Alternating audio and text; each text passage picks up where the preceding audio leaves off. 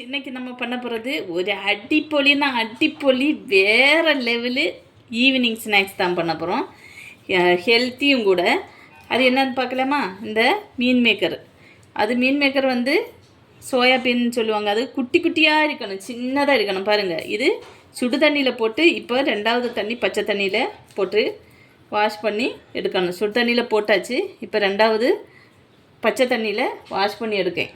கடைசி தண்ணி, மூணாவது தண்ணி நல்லா பிழிஞ்சு தண்ணி கொஞ்சம் கூட இல்லாமல் எடுத்துக்கிடுங்க. சரி, இப்போ இதில் மசாலா போட்டு விரசி வச்சுக்கலாம். தேவைக்கு கொஞ்சமாக உப்பு போட்டுக்கிடுங்க. மஞ்சத்தூள் போட்டுக்கலாம். காஷ்மீர் சில்லி, ஒரே ஒரு ஸ்பூனு மல்லித்தூள் போட்டுக்கிடுங்க. இது வந்து காரத்துக்கு மிளகு பொடி சேர்த்து நல்லா கையால் விரசி வச்சுக்கலாம்.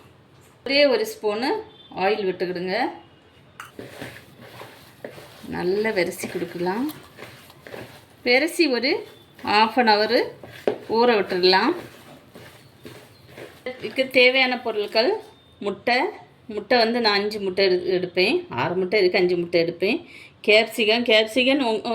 கேப்சிகம் வந்து உங்கள் விருப்பம் இருந்தால் மட்டும் போடுங்க. என்ன, இது வீட்டில் நிறைய இருந்தனால வேஸ்ட் பண்ணண்டான்னு கேப்சிகம் எடுத்தேன்.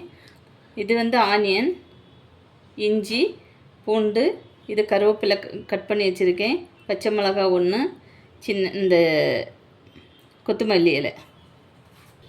இது வந்து ஆனியன் வறுத்த எண்ணெய் இருந்துச்சு, அதனால் அதை ஊற்றினேன். இன்னும் வாசனை நல்லா இருக்கும். அந்த எண்ணெய் ஊற்றியிருக்கேன்.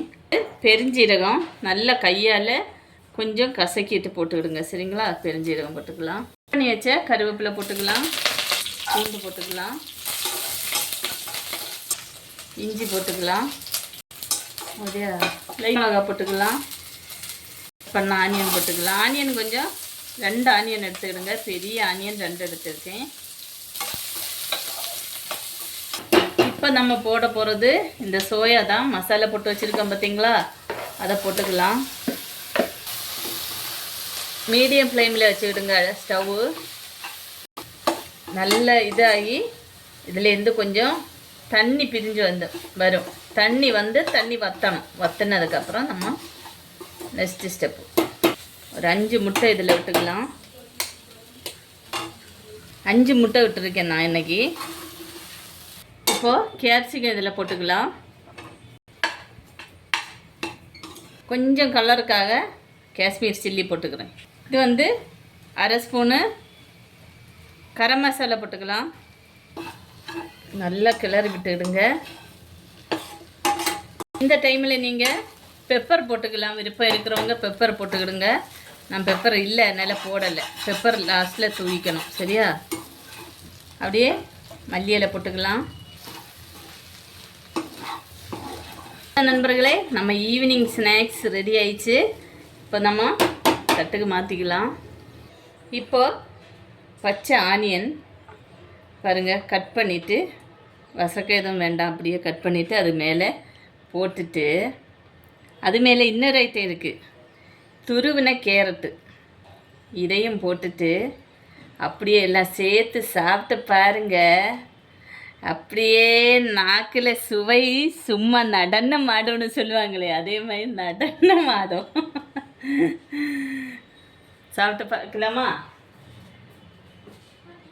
சாப்பிட்டு பார்க்கலாம்.